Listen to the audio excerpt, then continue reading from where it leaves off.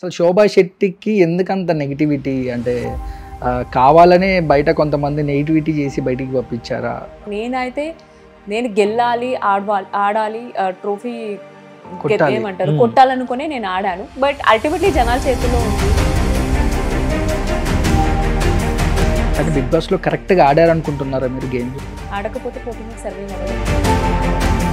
Big boss వాళ్ళే ఉంచారని అంటున్నారు, దానికి మీ అభిప్రాయం? ఇప్పుడు బిగ్ బాస్ వాళ్ళే ఉంచారు.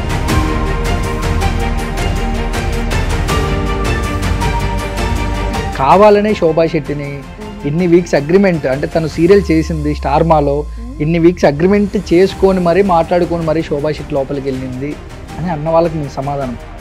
తెలియనప్పుడు okay.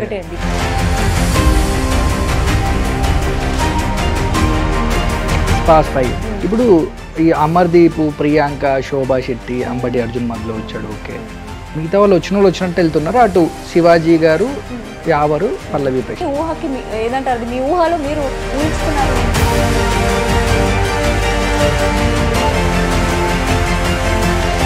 Shobha Shetty group game కోసం స్టాండ్ తీసుకుంటుంది. 100% అమర్ కోసం ఒకేసారి క్యాప్టెన్సీ వచ్చినప్పుడు ప్రియాంక కోసం చేయలేదా మీరు?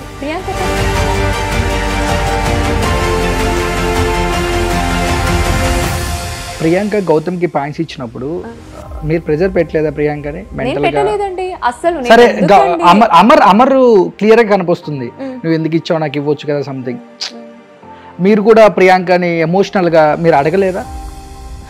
అంటే కొన్ని క్వశ్చన్ అడగొద్దండి, బికాజ్ ఐ డోంట్ వాంట్.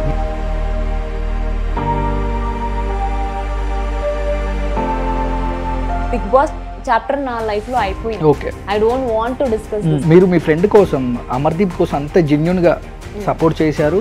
అతను టాప్ 1లో టాప్ 2లో ఉండాలి, నాతో పాటు రావాలి అని అంత జెన్యూన్ గా సపోర్ట్ చేశారు. అంతే జెన్యూనిటీ అమర్దీప్ మీ మీద చూపించాడా ఒక ఫ్రెండ్ గా? నేను ఉన్నంత వరకు, నేను చూసినంత వరకు. బట్ ఆ వీడియో కూడా నేను పెద్దగా తీసుకోలేదు అండి, ఎందుకంటే షోలో అమర్దీప్, ప్రియాంక, శోభా శెట్టి వీళ్ళు ముగ్గురు, లేదంటే తేజ, మిగతా వాళ్ళతో కనెక్ట్ అవ్వాలని అనుకోలేదు, అంటే కలిసిపోవడం కానీ? ఐఎమ్ లైక్ దట్ అండి, అంతే.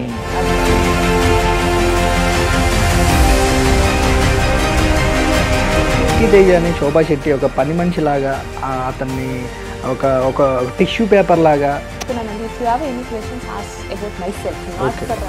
నేను ఎవరి గురించి నేను చెప్పలేను.